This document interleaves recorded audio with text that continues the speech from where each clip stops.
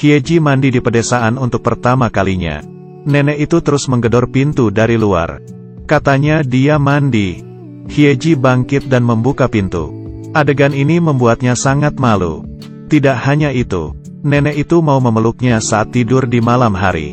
Bahkan ketika dia bangun untuk pergi ke kamar mandi, nenek itu tiba-tiba membuka pintu. Tapi Hyeji tidak mengatakan apa-apa. Karena dia mengerti, nenek takut dia akan menghilang. Saat dia kecil, dia dan neneknya yang sudah lanjut usia tinggal sendirian. Hyeji kecil sangat imut. Nenek pergi memancing ke laut dan Hyeji sedang melukis. Tidak pernah menyusahkan orang tua. Tapi masa indah itu tidak lama. Nenek membawanya ke pasar untuk membeli pakaian. Dia memegangi neneknya di bazar yang ramai. Hyeji menghilang. Neneknya panik, terus-menerus mencari cucunya di tengah-tengah keramaian. Tanpa diduga, pencarian ini berlangsung selama 12 tahun. Tubuhnya berbalik ke lantai. Waktu itu meninggalkan bekas di wajahnya. Tapi dia tidak pernah menyerah untuk mencari Hyeji. Saat perjalanan pulang, menganggap serius selembaran orang hilang di dinding. Pembeli itu membayar harga 2 kali lipat untuk rumah tua itu. Dia tidak akan menjualnya. Cucu itu kembali dan tidak dapat menemukan rumah. Ketika dia berpikir dia tidak akan pernah melihat Hyeji lagi. Kabar baik hari ini. Hyeji ditemukan. Dia datang ke kantor polisi dengan penuh semangat. Hyeji diculik oleh menantu perempuannya saat itu. Baru saja meninggal dalam kecelakaan mobil. Ayah tirinya melepas hak asuh. Kirim orang ke panti asuhan. Dia telah berkeliaran keluar setelah itu. Saat ini Hyeji memasuki ruangan itu. Dia telah tumbuh menjadi seorang gadis. Meskipun tidak bertemu selama bertahun-tahun, nenek mengenalinya lewat gelang-gelang yang dikenakannya. Memikirkan penderitaan cucunya, dia merasa sangat tertekan. Jadi Hyeji kembali hidup ke tempat ini. Nenek tidak tega membiarkan dia melakukan apapun. Menyuruhnya selalu beristirahat, membawa dia ke pasar untuk membeli pakaian. Semua jenis jepit rambut dicobakan ke rambutnya. Dia ingin marah. Nenek bilang dia seperti boneka. Kembali ke sekolah, guru seni membiarkan mereka bermain dengan bebas. Tapi Hyeji tidak dapat menggambar apapun. Menggambar di kertas hanya dengan krayon merah. Guru menemukan bakatnya dalam melukis. Sudah malam saat dia sampai ke rumah. Nenek menunggunya di persimpangan. Tidak tahu berapa lama dia sudah menunggu. Neneknya takut dia akan memakan tulang ikan. Jadi dia menyuiri daging ikan itu untuknya. Menyuapinya makan. Meskipun ini tidak nyaman, Hyeji masih menelan makanan itu. Sudah lama dia tidak merasakan cinta seperti ini. Jadi nenek dapat menjaga dirinya sendiri. Dia membuka pintu lalu melukis. Membantu dia memakai tabir surya yang tebal. Dia tidak tahu bagaimana mengungkapkan perasaan. Hanya dapat memberi kembali dengan sangat kikuk. Tapi kehidupan yang damai ini dirusak oleh panggilan telepon. Seorang gangster mengancam Hyeji. Jika tidak mendapatkan uangnya, dia akan memulai dengan pacarnya. Saat dia berkeliaran keluar, dia mencuri uang untuk mencari nafkah. Dia bekerja untuk merayu pria. Mengambil foto pacarnya untuk mengancamnya. Tapi pria itu tidak menyerah. Kedua belah pihak bertengkar. Sampai pria di tanah ini tidak bergerak. Mereka tahu bahwa mereka telah membuat bencana besar. Sekelompok orang itu tiba-tiba beres-beres. Temannya membeli susu dari uang yang disimpannya untuk Hyeji. Dia menemukan pemberitahuan orang hilang di kotak susu. Memutuskan untuk datang dan tinggal bersama nenek. Penduduk desanya mengajukan beberapa keluhan kepada nenek. Bahwa Hyeji merokok. Tapi nenek itu tidak mendengarkan sepatah kata pun. Menghadapi cucu yang hilang, dia memilih percaya ke cucunya. Hyeji diam-diam mengambil buku tabungan.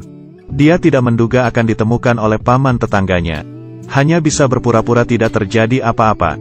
Paman itu memberitahu nenek itu untuk berhati-hati dengan Hyeji. Nenek tidak memasukkannya ke dalam hati. Tapi dia tidak mendengar percakapan ini dengan jelas. Bersembunyi ke pantai untuk merokok. Ditemukan oleh neneknya. Tapi neneknya tidak peduli. Dia hanya bertanya kepadanya mana yang lebih luas, laut atau langit. Dia berkata, tentu saja langit. Nenek itu tidak berkata apa-apa. Hanya mengatakan dia sudah dewasa.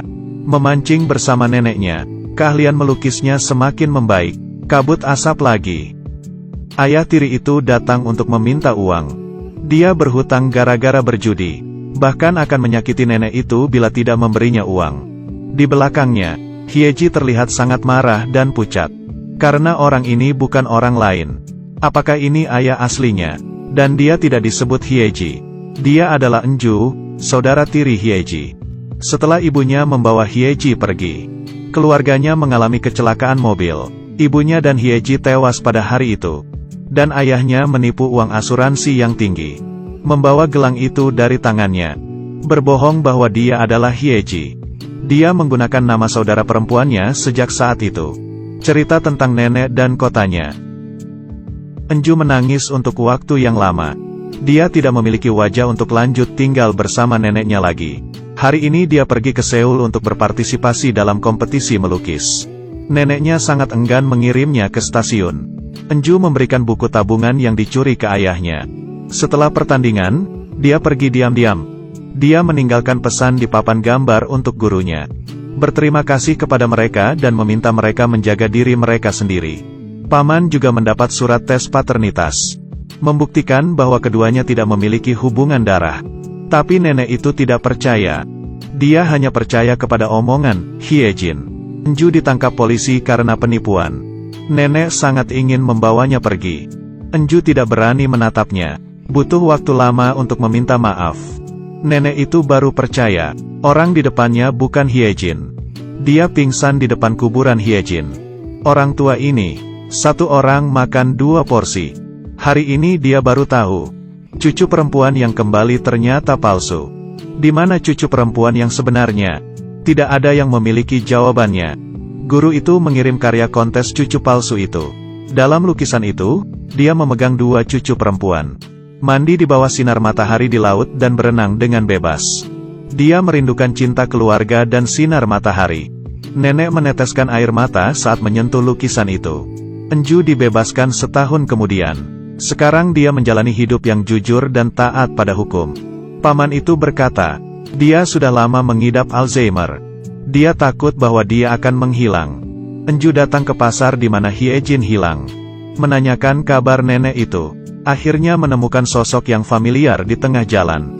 Dia sangat kotor, tapi tetap ingat untuk menemukan Hyejin. Enju membawa nenek itu ke desanya. Hidup damai dengan bahagia lagi. Musim semi sampai musim dingin. Enju tidak marah bahkan saat nenek mengecat wajahnya. Bahkan saat dia tidak dapat berbicara sepenuhnya. Menyalakan radio malam ini. Secara tidak sengaja dia mendengar rekaman yang direkam oleh neneknya. Jadi dia sebenarnya tahu dia bukanlah cucunya. Ketika dia masih kecil, dia memberitahu Hyejin. Laut lebih luas daripada langit. Karena laut merangkul langit. Saat Enju menjawab langit, nenek langsung mengetahuinya. Benarkah ada hubungan darah? Enju adalah cucunya. Dia tahu dia akan segera mati. Tapi tidak tega meninggalkannya sendirian. Enju di luar pintu hanya bisa menangis. Hanya saja nenek tidak mengerti lagi. Penyakitnya semakin parah. Pada akhirnya, dia hanya bisa dirawat di rumah sakit. Hari ini dia tidak menyadarkan diri.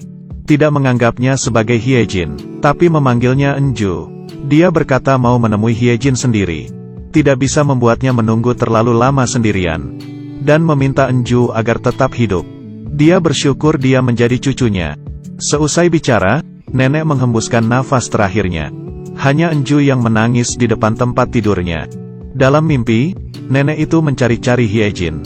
Kali ini dia akhirnya menemukan cucu kesayangannya. Hyejin masih seperti dalam ingatannya. Setelah bertahun-tahun terpisah, nenek dan cucu itu akhirnya bertemu. Sejak saat itu mereka tidak akan pernah berpisah lagi. Dan hidup selamanya dalam lukisan Enju. Hidup di hatinya. Mengapa laut lebih luas daripada langit? Karena laut akan selalu memelukmu seperti orang yang kamu cintai. Untuk Enju, nenek adalah lautnya, menoleransi semua yang dia miliki tanpa syarat. Sebelum terlambat, hargai setiap cinta yang dia hargai dengan susah payah. Film ini berjudul Kurang dari Canola Lebih Besar Dari. Kita bertemu di lain